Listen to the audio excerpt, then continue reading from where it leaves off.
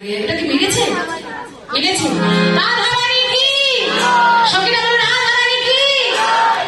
শ্যাম সুন্দর কি? শ্যাম সুন্দর কি? শ্যাম তো হেরে গেছে।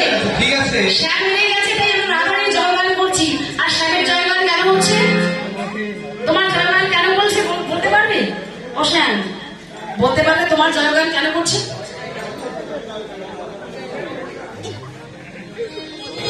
আচ্ছা হেরেছে না জিতেছে শ্যাম নিজেই বলবে।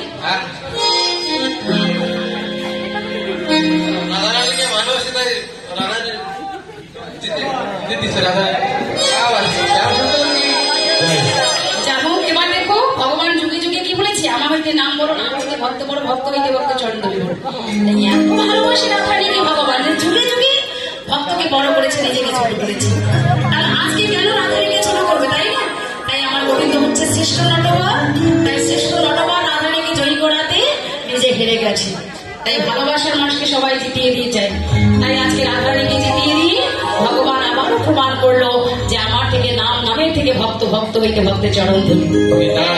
এবার দেখো সবাই মিলে বলো রাধারানী কি? শ্যাম সুন্দর কি? ভক্তবৃন্দ কি? সখীবৃন্দ কি? শাখাবৃন্দ কি? কমিটিবৃন্দ কি? এবার সবাই মিলে রাধা গোবিন্দের যুগল নৃত্য করবো। যুগল নৃত্য দেখো নাচে শ্যাম